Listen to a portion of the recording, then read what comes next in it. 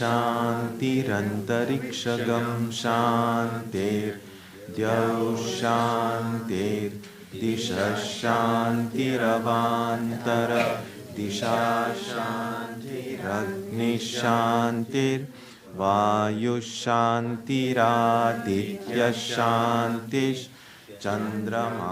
शान्तिर्नक्षत्राणि शान्तिरापः शान्तिरोषधयः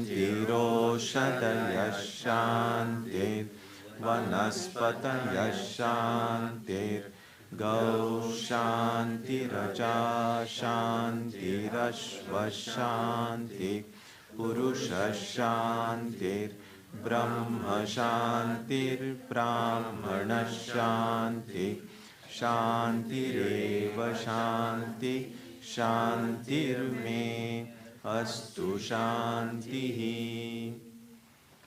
May there be peace on earth and in the sky. May there be peace in the water and in all directions. May there be peace in the plants, in the trees, and in animals. May there be peace in the hearts of all beings. May there be peace in everyone and in everything.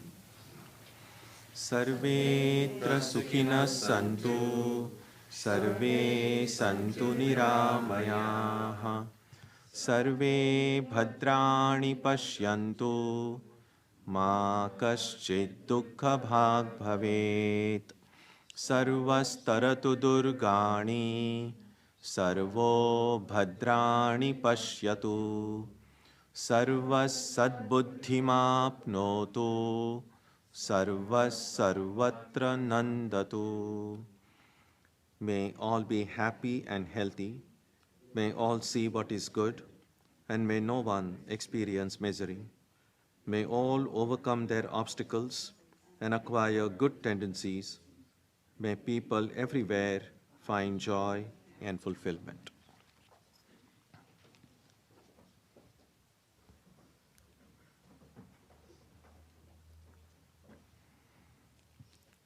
Let us now spend some time touching the center of peace and joy in our hearts.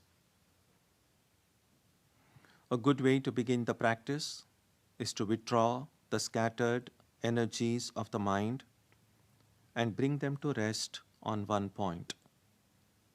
That point can be our own breathing. Let us therefore practice breathing with awareness.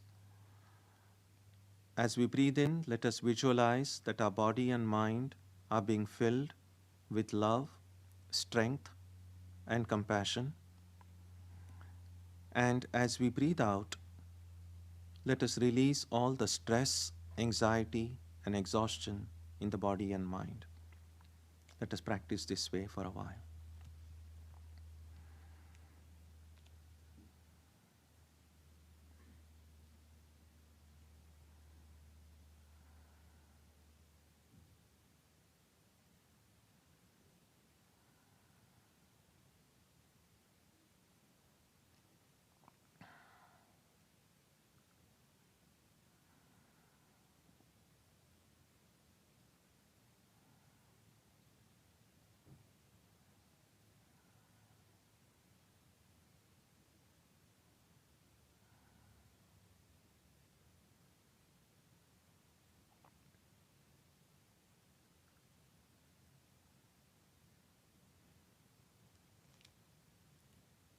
Let us now turn our attention to the region of our heart. Although God is present everywhere and in everyone, the divine presence can be felt most clearly in our hearts. We can meditate in any way we have been taught. To remain focused, we can take the help of a short mental prayer or a mantra or a divine name. Let us now spend some time dwelling on the presence of God in our hearts.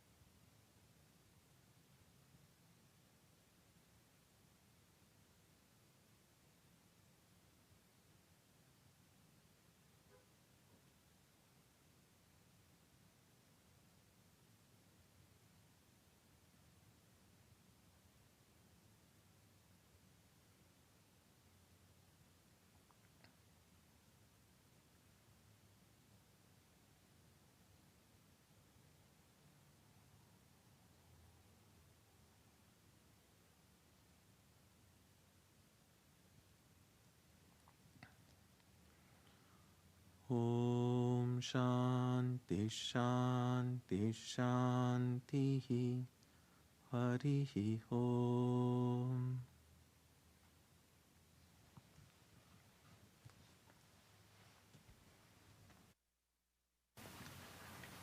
We will sing Gentle Bliss on the last page of the songbook.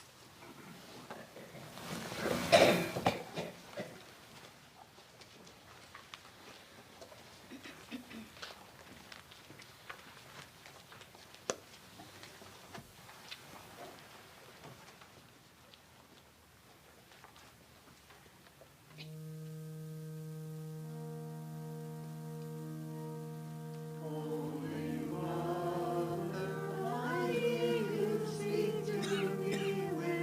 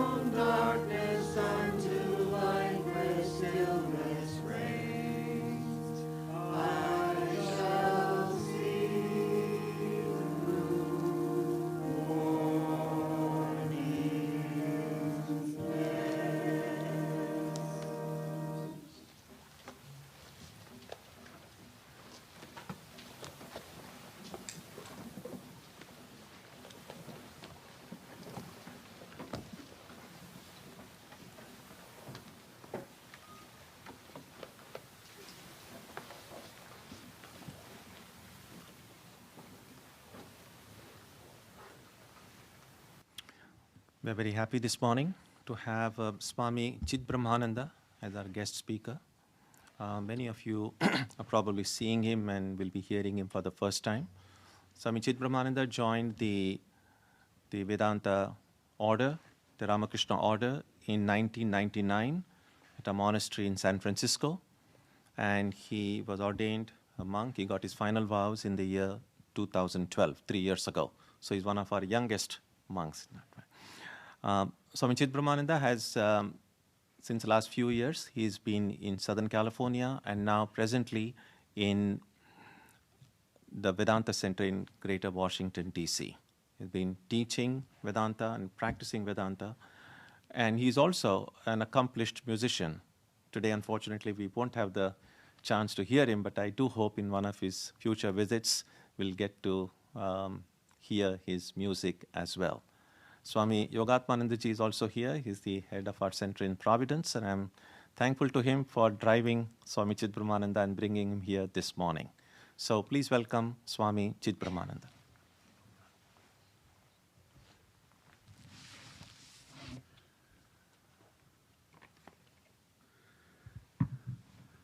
Good morning. So this is my family in Boston. Nice to meet you. This is a great time for me. It's very exciting. I'm a baby. I'm 3 years old as a Swami. And up until now, really, all people asked of me was dishwashing. So if any of you need that, I'm a great dishwasher. I decided when I would do a lecture that I would always start by reminding myself of the three most important things first, as a foundation for anything that might be said after that. And for those three most important things, I've gone to Thakur and to Jesus for them. The first one is Thakur, when he was asked what the most important component of religion was, of spiritual life, he said it was sincerity and earnestness of heart.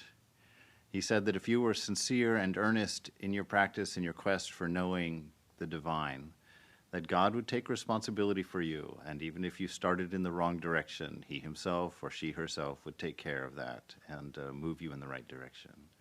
So I make that commitment this morning and ask that we together make that commitment to find that place of sincerity, that place of earnestness as we share with each other and talk to each other. The second one is very much like it from Jesus when he was asked, what is the most important thing in life?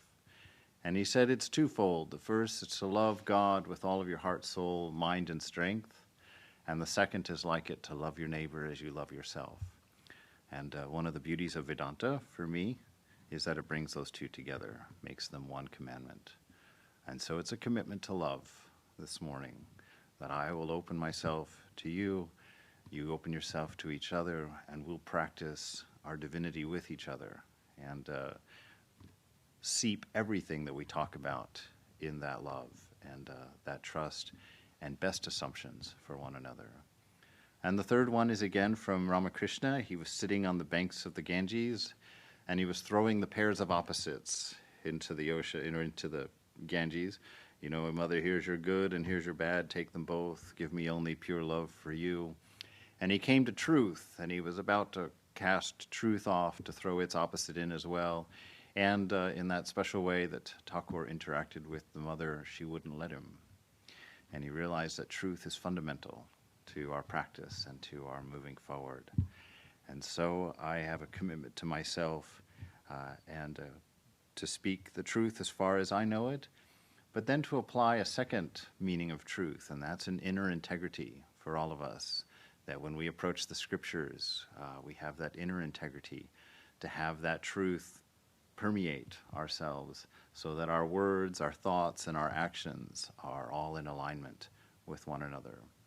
So it's a commitment to you to practice what I preach, in a sense, and to make my best efforts in that direction. So if we take those three things, no matter how we take the rest of the lecture or what we may or may not learn from it, we're going to get there. We'll hold on to those three things. And then I always start with a poem from Hafiz, because he started me on this journey back in the 90s in a bookstore in San Francisco. And he has this wonderful poem called The Hemispheres. He says, "Leave the familiar for a while. Let your senses and your bodies stretch out like a welcomed season onto the meadows, the shores, and the hills. Open up to the roof. Make a new watermark on your excitement and your love. Like a blooming night flower, bestow your vital fragrance of happiness and giving upon our intimate assembly. Change rooms in your mind for a day. All the hemispheres in existence lie beside an equator in your heart. Greet yourself in your 1,000 other forms as you mount the hidden tide and travel back home.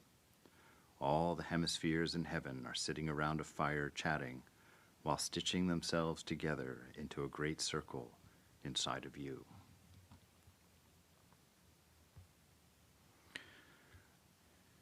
The lecture idea this morning comes from the Katha Upanishad, which I would say at present is my favorite, mostly probably because of my lack of exposure to many other things. But there's so much there in that Upanishad. And I wanted to share them with you. A lot of the ideas, I read the Upanishad first with no commentary and came up with, to me, a very interesting approach to things, especially when I compared it to what the commentators had to say. And I have to say that probably most of my insights come from ignorance, so you'll have to forgive that. But they brought some interesting things home to me, and I wanted to share them in the idea of this inner sacrifice and outer prayer. To go and visit Nachiketas's fire, his sacrifice, and to find out what that means and what we can walk away from. So we take a look at the stage as the Upanishad opens and the curtains part, and we have Nachiketas's father, which I can hardly pronounce as Vajasravasa, doing a sacrifice, in which the scriptures say he gave everything that he had to this sacrifice for a reward in heaven. But we make a mistake already, because we've put Nachiketas's father on the stage and ourselves in the position of observation. But that's not the case in this Upanishad. In this case, when the curtains open, it's you that are on the stage. And all of us are actively sacrificing all that we have to get more. We're going and spending all of our time at work, 8, 9, 10 hours a day, investing our life, moments we'll never have back again, to get more, to have more to spend on food, more to spend on our vacations, more bigger houses, more comfortable families, whatever it is. We're sacrificing, or the world is sacrificing. I won't make that judgment about everybody in the room, but the world is going on that way. The sacrifice that when I first read this, at first you want to think, wow, he's sacrificing everything for God. He is, but in a material way. He's sacrificing everything because he wants heaven. He wants something more. And so that caused that reflection inside. How is that like the way I've run my life? How is that like us? In the scriptures, you always have to look for where you are. The scripture never leaves you as an observer, never puts you on the outside. The scriptures always has secretly placed you somewhere in that story. And when you approach them, you have to think and move around and shuffle about until you find out where you are in that story and what the scripture is talking about and what they're teaching you. Now we've got his father giving everything that he owns, okay, and I emphasize that because it's a very important point. He's giving everything he owns for this sacrifice. I looked at 3 different translations, and they all said the same, that he gave everything that he had for this. And then the next 2 verses, we have Nachiketas sitting there, his son. And he's a young man. I don't know exactly how old he is, but he's there and he's watching his father do this sacrifice. And the scriptures say that faith entered into Nachiketas' heart, and he looks at what's going on and he says, wow, sad indeed is the person who offers cows that no longer give milk and, these old whatevers, these temporary, transient gifts that have lost their meaning. And the first temptation that I had was, of course, to think that he was criticizing his father's sacrifice. That seemed like the obvious thing. But when I thought about that didn't fit, I said, if somebody, there's a couple of things to me that occurred that didn't make that fit. One, his father had given everything that he owned. You can't criticize somebody's offering if it's everything they've owned. If it's everything they've got, that's everything they've got. You can't do it. Second, it says that faith entered into Nachiketas's heart. And I thought, wow, does faith entering into your heart turn you into somebody critical of somebody else's sacrifice? Is that what happens when faith enters your heart? I said, no, that doesn't make sense. It can't be that. Something else is going on here. Nachiketas is not criticizing the components of the sacrifice, but the idea overall. In this life, everything is temporary. Everything is short-lived. Nothing is eternal. And when you're sacrificing and giving to the divine, what do you have that is worthy? What do you have to give? When you approach the divine, when you go for that final realization, when God is there, he's going to touch your heart and give you everything, what do you have to pay for that? What do you have to give in exchange for that? That's how we know it's grace. That's how we know that it's love incarnate, love pure, unadulterated. There is nothing to give. There is nothing you have that God needs, nothing that is required to pay for this gift that comes our way. So faith, what does it mean? Vimalananda, he was a disciple of Vivekananda, and he wrote a paragraph here that I said yesterday at a lecture that I'll probably use this paragraph in every lecture I ever give, because he talks about faith in such a beautiful way. He says, faith does not mean a sudden effervescence of sentimentalism or a dazzling display of intellectual feat. Faith has no concern with these passing shadows which vanish away before the tremendous facts of life. It stands unmoved. It stands in the innermost depth of the heart as the one vital principle of all thought and all action. In the midst of the varying destinies of earthly existence, it is the intuitive perception of an eternal relation with something which, by its overwhelming prominence, throws into shade the ever-vanishing shows of the world and draws us away from it, diversified occupations, and puts us in close touch with that permanent reality. That's what entered Nachiketas' heart. This knowledge of that relationship, this intuitive knowing that there was more, that there is an eternal, that there is an ever-present. And from that perspective, he looked at the sacrifice of the world happening in front of him and saw there is no value there. There is nothing there to offer in the face of this amazing reality, this permanence. And he takes that to the next level. He sees himself in that component. And he says to his father, what about me? Who am I? And somebody suggested that his father gets angry with him and says, I give you unto death. Because he does. He says, I give you unto death. And again, I couldn't make that fit. I couldn't make that fit. That a son is asking, what is going to come of me? What am I? And that a father, especially a righteous father who's sacrificing everything, would get angry with him and curse him to death. So I thought about that. What does this mean? And you realize very shortly that all of us are in that situation. That when your parents gave you birth, they gave you death. And Nachiketas' father understood and told him the same. I've given you to death. That's the final thing that I've given to you. I gave you the birth, and from that will come your death. So we all stand in that position. We all stand, as it were, to take our death because we've taken our birth. And Nachiketas sits there and begins to reflect on that meaning. He takes that to the next level, He says, where do I stand in this whole thing? I'm not really the first, but I'm certainly not the last. I'm not the smartest, but I'm not the dumbest. Kind of measuring up. We live in a relative world. We want to know where we stand, Much of my relationship with my spiritual life from the beginning has been trying to figure out, what does God think of me? What do I need to work on? It's like when I sat there for the first portion of my life, it was terror, really, because I was like, oh boy, I'm in trouble. I'm always in trouble. There's always things coming up short. So he begins that, just like any spiritual seeker. He begins that introspection, begins looking. And so he goes. His father has given him to death. He goes to death as a teacher, wants to learn. Vivekananda himself says the greatest teacher is death. If you want to know what's important to life, then sit next to death and measure it. See what you're thinking. See what your values are. See what's important to you. Write out your obituary. What do you want to be remembered for?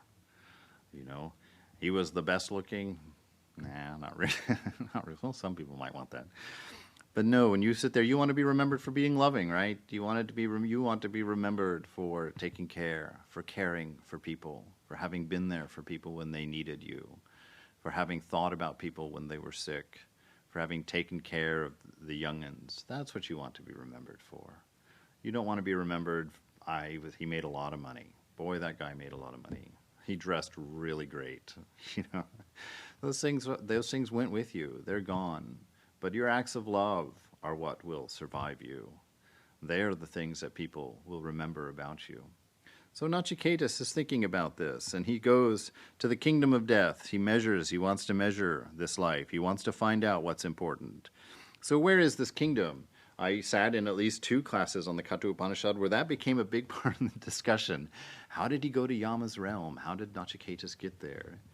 And so, of course, you want to think about that. How did he get there? How did he get there? And it just smacked me in the face. So you don't have to go anywhere.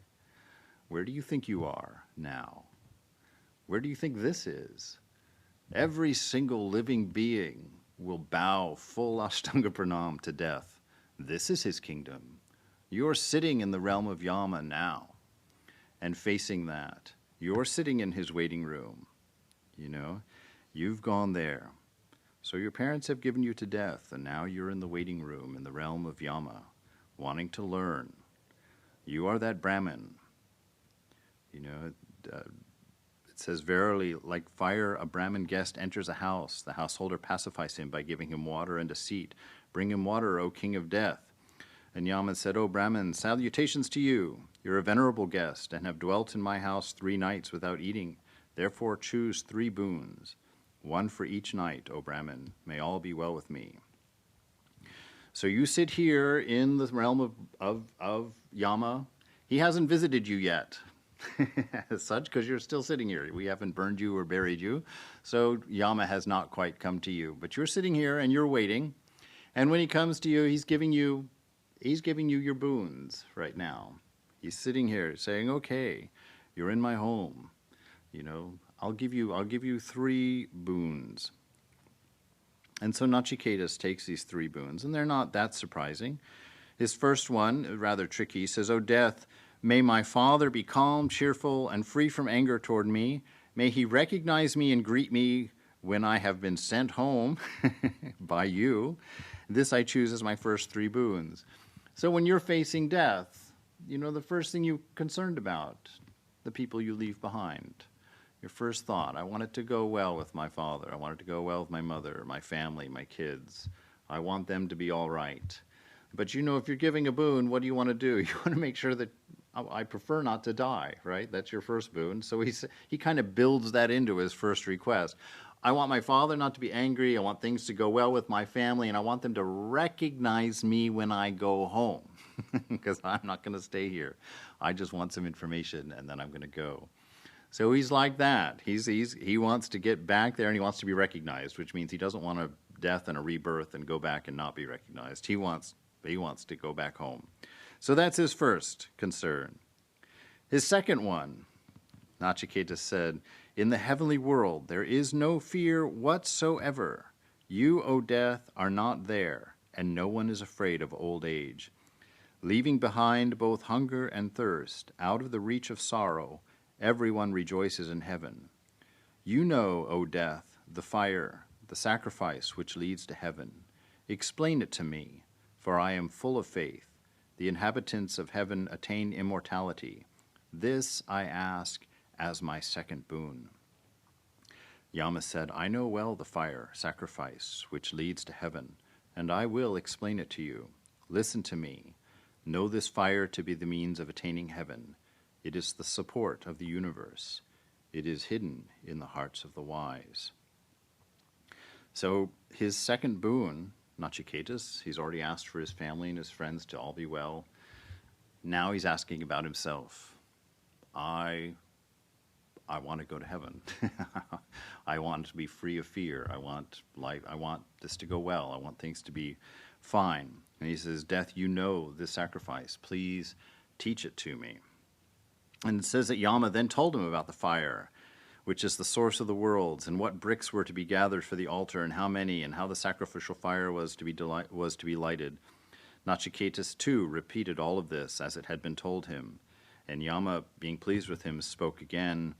High-souled Death was pleased with Nachiketas and said, I will now give you another boon. This fire shall be named after you. Take from me this many-colored chain. Now, this was very frustrating for me, because this, when I read the Upanishad, I thought this is the framing question. How do you get eternal life? How do you live forever? How do you experience this fearlessness? And it doesn't tell you. It just kind of alludes to it. Yeah, so he told him how many bricks and what you need and how to do this and how to do that. It doesn't give you any instructions that you can follow to get eternal life. He doesn't reveal it to you. And I thought, okay, I've got to be missing something here. There's got to be something going on that we're not catching. And it took me a while. I had to read this verse many, many, many times. And I'm not sure that I understand it even now. But it's where the title of the lecture comes from. One of the things he says in verse 14 that I think is fundamental to the idea. Yama says, I know well the fire, the sacrifice which leads to heaven. It is the support of the universe. It is hidden in the hearts of the wise. And I thought about that. I thought, what is this fire? And then he gives us another hint. He says, as an added boon, Nachiketas, and it's not so much a boon as it is a hint. He says, I'm going to name this fire after you. So I thought, okay, well, what if I'm Nachiketas in this part of the story? What if death is talking to me? What is this fire that's been named after me? And I thought, that fire is my existence. It's where God meets the material world. In the cave of the heart burns that sacrificial fire. You know, it's the thing that gives my lungs the impetus to breathe. It's the thing that reminds my heart to beat. It's the thing that digests my food. And that is my sacrificial fire. Everything that I take in through my body, through my five senses, is my offering. Everything that I put into my ears, I am giving to God. Everything that I put into my mouth, I am offering to God. Everything that I touch, everything that I read, everything that I experience is being thrown on this fire. All of it's being offered to the Lord. This fire burns in the cave of the heart. It is the inner shrine upon which you place the offerings through your senses. Its smoke is the sum total of your prayers. In this place, in this fire, this moment for us is the sum total of every prayer that you've prayed. Every desire that you've had has brought you here, has set you in the chair that you're in, has put you in this room full of holy seekers and company. It's a beautiful place. But it's a place that we often don't think about. It's often the result of things that we're not really conscious of. We don't pay all that much attention to what we look at, to what we listen to what we eat. And when we do look at something or listen to something or eat something, very rarely do we see that it is being put on a sacrificial fire, that it's being offered directly to the Lord, that it is in fact the very words of our prayer. Because God always answers prayer in the affirmative. There's this notion out there in the world that God sometimes says yes and sometimes says no. I'll counter that with no authority whatsoever to do so. But I'll suggest that God says yes to every prayer, but he says it in proportion to all the prayers that you're praying.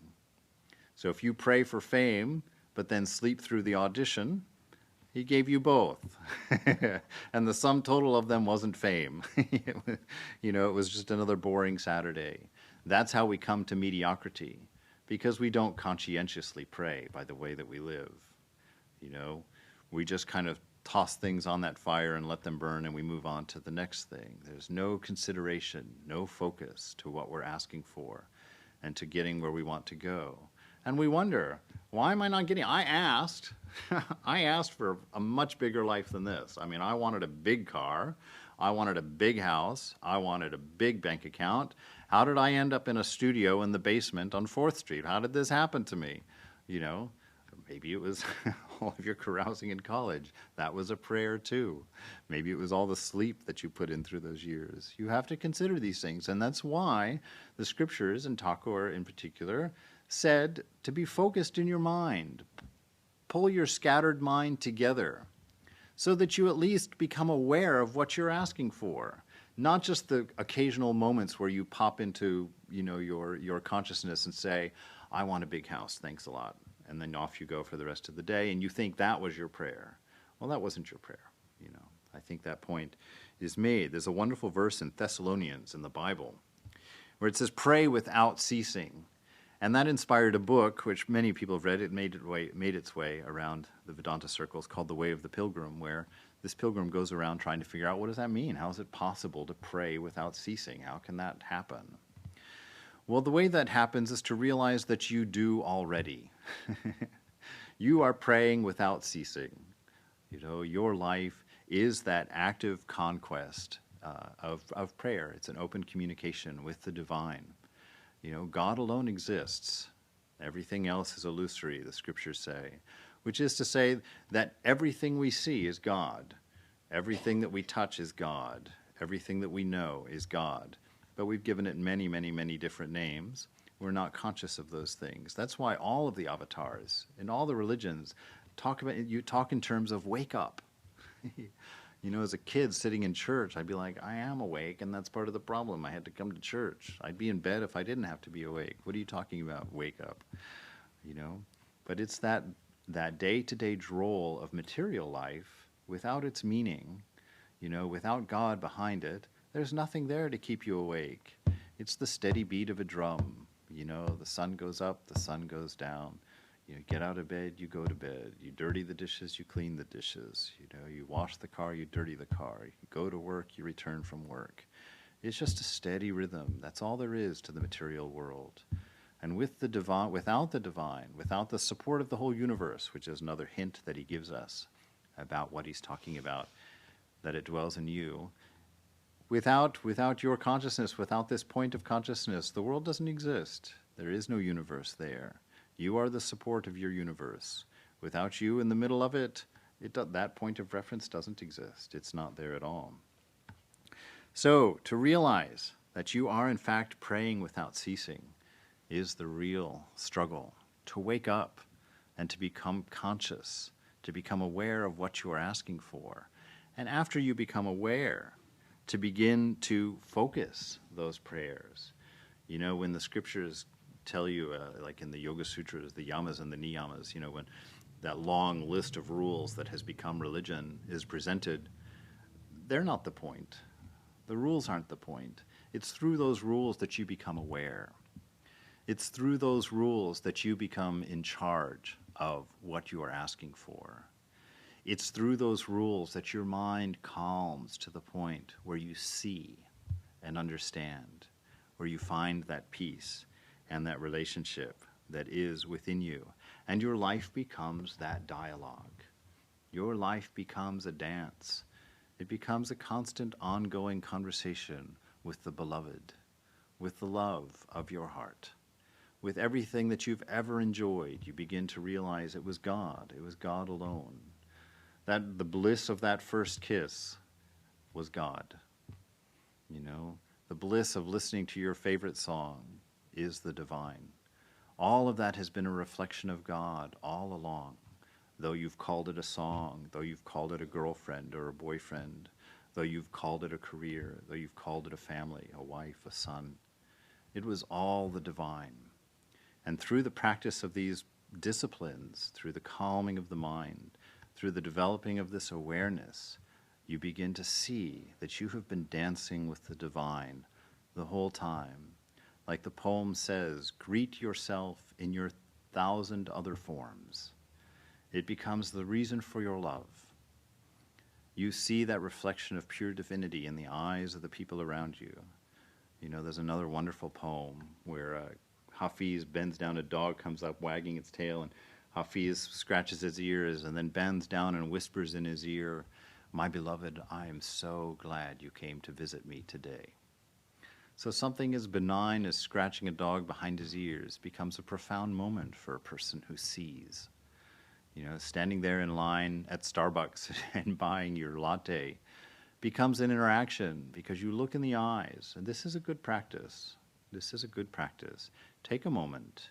See your ideal in the eyes across the counter.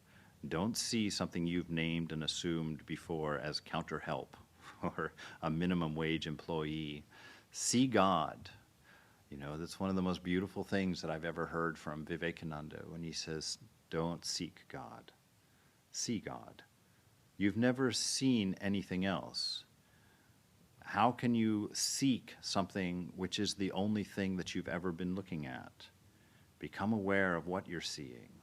Become aware of who you're interacting with when you talk to the clerk behind the counter, when you bend down and pet the dog on the street.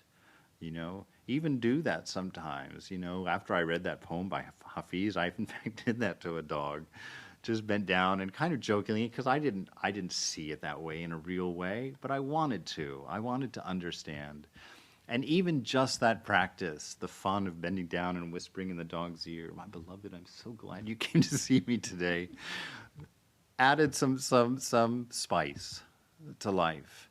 And I began in Hollywood. In Hollywood, I used to take a daily walk, and I used to walk down Franklin, which is one block off of Hollywood Boulevard. You never know what you're going to see in Hollywood. You never know. But there's a lot of defensiveness because Hollywood, like many places, is really based on the physical reality of the world. And so people are not so very friendly and not so very willing to interact. And that used to disturb me, or it was disturbing me, because San Francisco wasn't quite as bad. Not to offend anybody, if anybody's partial. But in San Francisco, I just found people were a little bit more casual. And when I moved to LA, I was kind of like, wow, I feel a lot more alone here.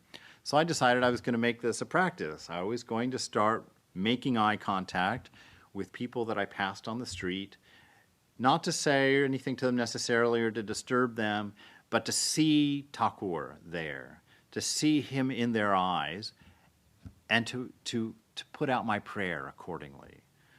Just a friendly, I see you. I see you, you know, as you walk by.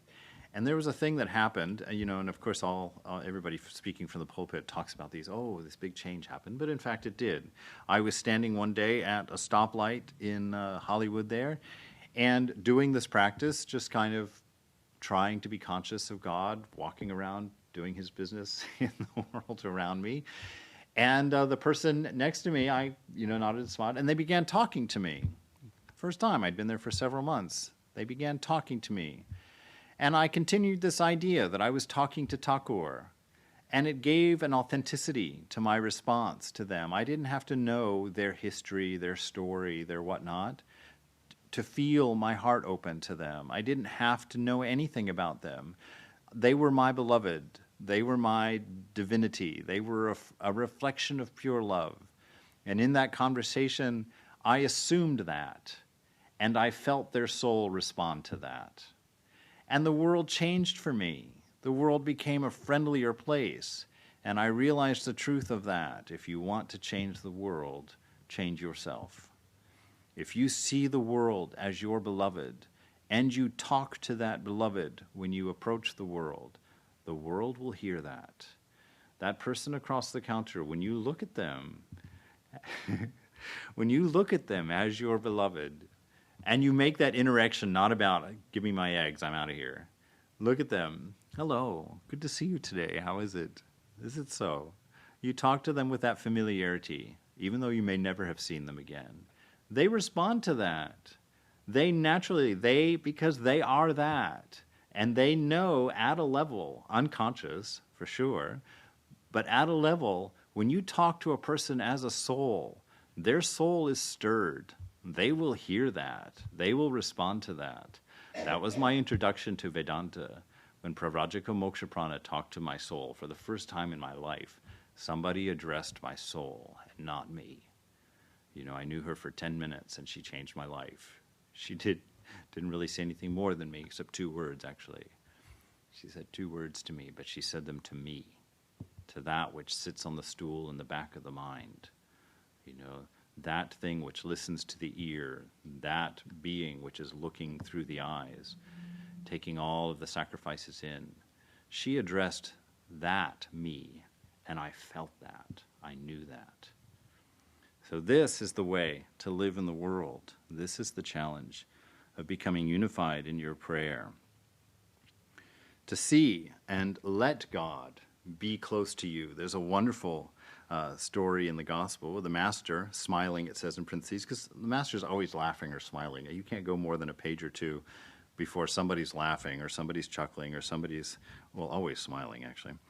The master, he says, a Mussulman, while saying his prayer, shouted, "Oh Allah! Oh Allah!" Another person said to him, "You are calling on Allah. That's all right. But why are you shouting like that? Don't you know that he hears the sound of the anklets on the feet of an ant?" I love that image. Itty-bitty, tiny little bells on the feet of an ant, and God can hear it. He's that close. Why? Because you're not sitting next to a person. You're sitting next to a manifestation. You're not in a room full of devotees. There's only one in this room. There's one person in this room. And that is the divine. That is your beloved, looking through many, many, many eyes. And you say, how can that be? It's impossible to make any sense at all. And I'll point to your dream last night, as I often do. In your dream last night, there may have been 12 people, but how many people were there sleeping in that room? There was you sleeping. And in that room, you created 12 people. And some of those people may have been lovers, some of those people may have been criminals, some of those people may have been something to be terrified of, and you ran, or you loved, or you cried, or you just watched. But in that room, you created a room full of people, and each of them had an existence and a role, and you were not aware of what was going on in their mind, or why they were chasing you, or why they were a threat to you, but you reacted. And in that dream where you were the dreamer, every house in that dream was constructed in you, of you. Every person in that dream was constructed by you, was of you. In this world, it is the same. There is the dreamer, and we are that. There's nothing else but the mind of God to be witnessed here. There's nothing else to see but the heart of God to be lived here, to understand here. That is the truth of the scriptures. That is the truth of your prayer when it comes to an understanding, when it comes into your awareness, that there is no need to shout the name of God. He's so close that the anklets on an ant are hearable to him. When the mind is united with God, one sees him very near, in one's own heart. But you must remember one thing. The more you realize this unity, the farther your mind is withdrawn from worldly things. That's a beautiful promise. It's a beautiful promise. The more you find this divinity within, the more time you spend in this shrine where the sacrificial fire burns, where your direct communication with that manifestation of pure love, your highest ideal, dwells. The more you recognize that, the more beautiful it becomes, the more overpowering it becomes, the less the world seems real, the less the problems of the world seem to be problems, the less the threats of the world seem like threats, because you carry that within you.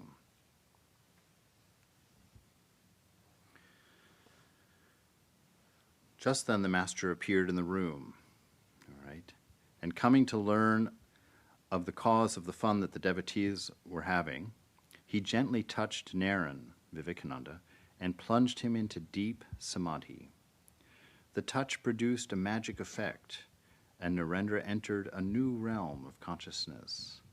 This new realm of consciousness is perfectly available to you.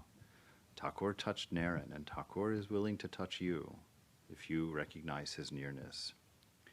He will take you to a new realm of consciousness, and there Narendra saw the whole world, the entire universe, permeated by the divine spirit, and he returned home in a daze. While eating his meal, he felt the presence of Brahman in everything, in the food, and in himself too. And while walking in the street, he saw the carriages, the horses, the crowd, and himself as if made of the same substance. After a few days, the intensity of the vision lessened to some extent, but still he could see the world only as a dream. And while strolling in a public park of Calcutta, he struck his head against the iron railing several times to see if they were real or a mere illusion of the mind.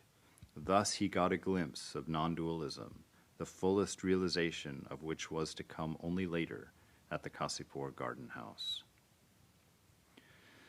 So we have evidence of this truth, that God alone exists and that you are that your beloved dwells alone in everything that you see, that you are sitting constantly, that you exist around a named fire, a named offering place, a sacrifice that is burning in you, a shrine room that you carry with you. All of these shrine rooms are mere mock-ups of that which exists in you, where you can sit and look through the hole that is Thakur to see the infinite that is beyond, through Thakur, Buddha, or any of your ideals in that. So we come back to the kata for our third boon. Nachiketa said, "There is a doubt about a man when he is dead. Some say that he exists, and others say that he does not. This I should like to know, taught by you. This is the third of my boons." This is what we want to know. We're sitting here in the realm of Yama. We're taking him as our teacher, and we want to know, what is the nature of our reality? What is death? Do we exist beyond that? And Yama said, "On this subject, even the gods have their doubts. It is not easy to understand. The nature of Atman is subtle. Choose another boon, O Nachiketa. Do not press me. Release me from that boon." Nachiketa said, "O death, even the gods have their doubts about this subject, and you have declared it to be not easy to understand. But another teacher like you cannot be found. Surely no other boon is comparable to this." Yama said, "Choose sons, grandsons, who shall live 100 years. Choose elephants, horses, herds of cattle, gold, vast domains on earth. Live as many years as you want. Have anything that you want, anything. You can have fair maidens and chariots and celestial musical instruments that no other man can have. I give them all to you, and they will all wait on you. But don't ask me about death." All right, this is where the rubber hits the road. Because, my friends, this is our current situation. You're here this morning because you want to know about your nature. You are asking death directly. What is death? Do I exist forever? What is the truth? I want to know the truth. And death has given you this boon. Ask anything else. Ask anything else. I'll give you a big family. I'll give you huge cars. I'll give you fame. I'll give you fortune. I'll give you dancing girls or dancing men, whatever you want. Anything. You can have anything. Just don't ask about that. And many of us have taken the bait.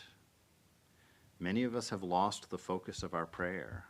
And we've taken a few dancing girls or a few big cars, a better job, a few more mornings of sleeping in instead of going to that boring lecture.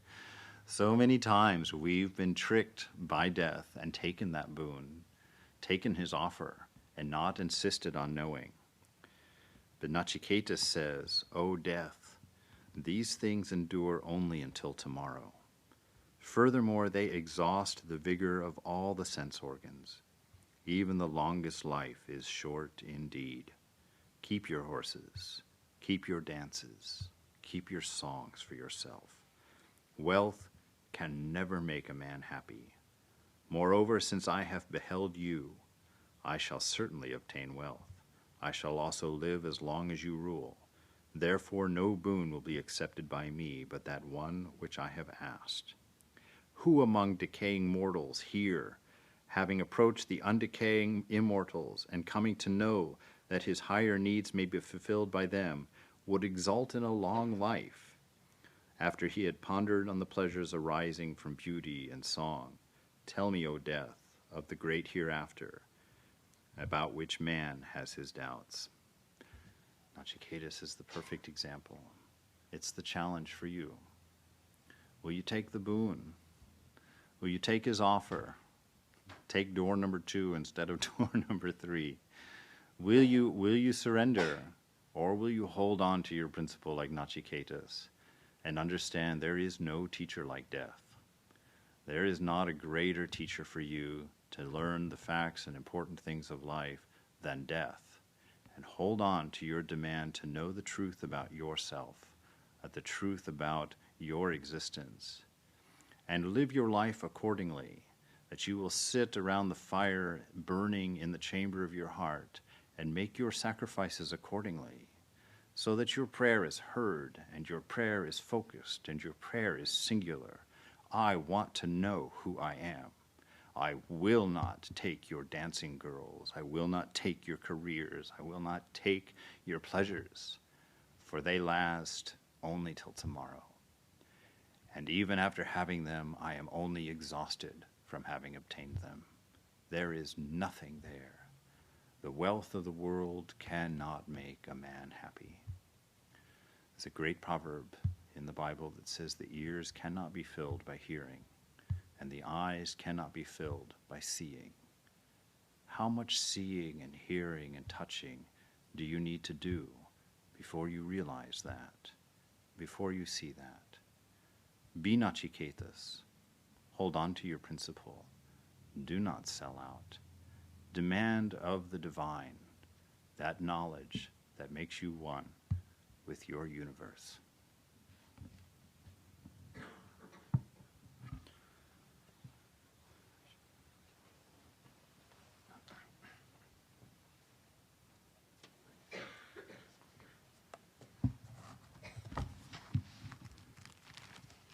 Thank you for those great insights. Many of you have had a chance to study the Katha Upanishad, and those of you who have not, I would encourage you to take a look.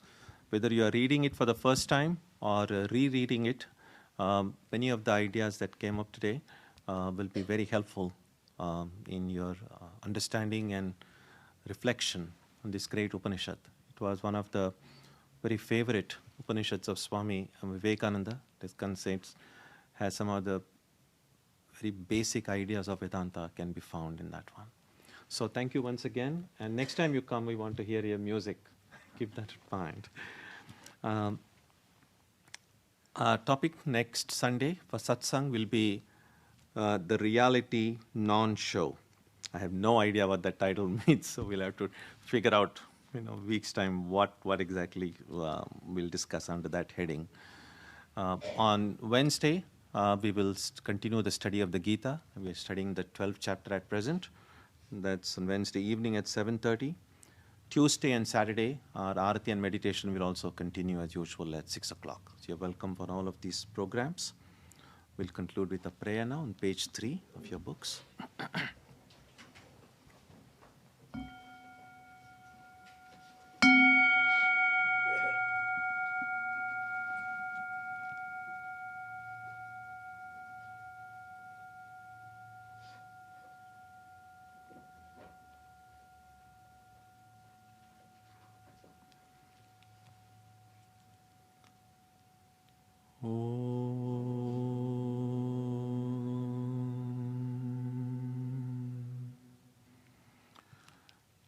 May the Divine Being, who is the Father in heaven of the Christians, Holy One of the Jewish faith, Allah of the Muslims, Buddha of the Buddhists, Tao of the Taoists, Ahura Mazda of the Zoroastrians, the Great Spirit of the Native Americans, and Brahman of the Hindus, lead us from the unreal to the real, from darkness to light, from death to immortality.